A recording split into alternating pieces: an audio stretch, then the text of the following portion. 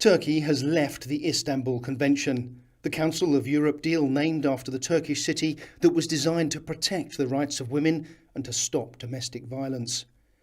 The population of the country was informed about the decision on numerous TV debates this weekend, notable by the fact that the only people speaking, apart from the token good-looking female presenter, were the men. In Turkey, women do not have a voice. Women like this smiling young woman named Vilda, pictured here with the man she loved, the man she wanted to spend the rest of her life with. Her parents didn't approve of the relationship. In some families, love is not a reason to marry, and in this case, her family wanted her to marry her cousin. She told them she didn't want an arranged marriage. She told them she wanted to marry for love. When they refused to listen, she ran away, and for 3 short, wonderful months, the couple lived the dream. At the new year, her family offered her the olive branch. They invited her to come round to celebrate the new year and told her to bring her boyfriend. A new year, a new beginning. All is forgiven, they said. Vilda was a young woman who'd never stopped loving her mum and dad. She missed her family. She accepted the invite and walked through the door, believing in them. In that, she was very wrong. Once through the doors, they were surrounded by the people she loved and trusted, by her family, and they were beaten. You only need to look in the newspapers to read about the horrendous ordeal that the young couple suffered, stripped naked and tortured in the most shocking ways before finally being thrown into the bath to bleed to death. Her family didn't want to get the floor dirty. Sadly, Vilda's death at the hands of the people who did not respect her right to live a life as she wanted is not an isolated incident in Turkey. Pinagul Tenkin was a university student aged just 27 when she was murdered and stuffed in an oil drum and her body set on fire. The oil drum was then filled with concrete and dumped in the woods. The mother of Çiğdem Ipek got a call from her daughter's abuser to say he was raping her. When police could not be bothered to place him in custody, she tried to commit suicide and now is permanently disabled. Neslihan Iamez was invited for a walk by her ex-husband in the forest, where he cut her throat and then went for a meal afterwards at a fancy restaurant. Ali I poured boiling water on his wife in front of their young daughter because she woke him up when he was sleeping to ask if he wanted breakfast. Didem Mengu was bashed over the head with a cobblestone and killed when she complained that a lover had used his wife's name when they were in bed together. Çiğdem Yüksel had her arms chopped off and died from loss of blood after going on a blind date with a man, and Leylay Bayram was assassinated by a hitman hired by her estranged husband who decided she wasn't allowed to leave him. Elif Aydin was shot in the taxi by her ex-husband after he offered to give her a lift home after a divorce hearing. This didn't seem to trouble the taxi driver, who didn't stop to see if she was okay, but simply carried on and delivered her husband safely home.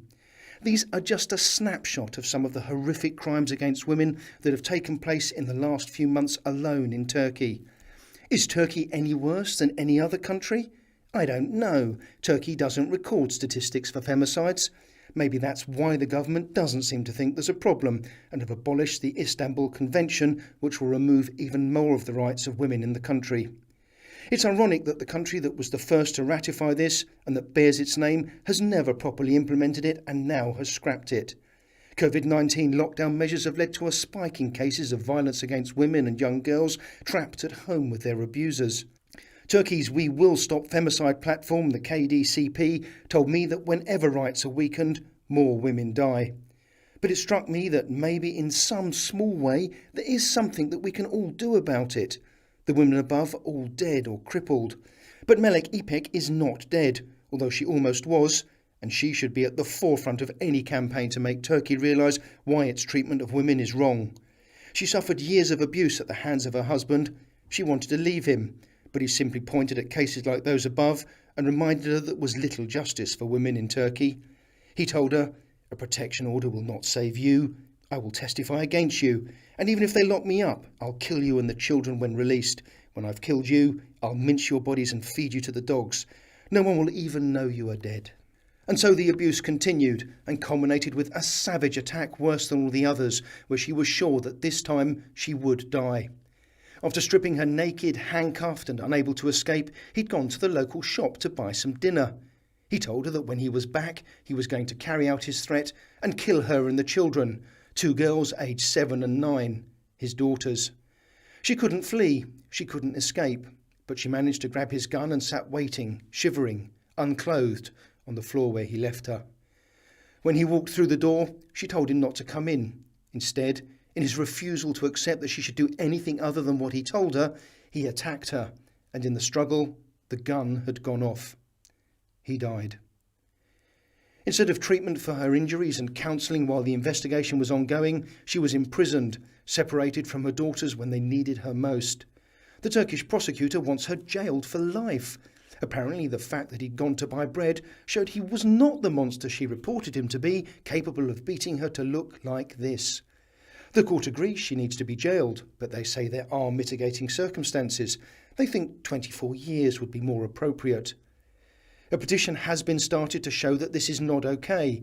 It's been 2 weeks now and it's just got only 50,000 signatures. I've written stories about Instagram stars that will get millions of clicks for offering to have a stupid tattoo or run naked down the street.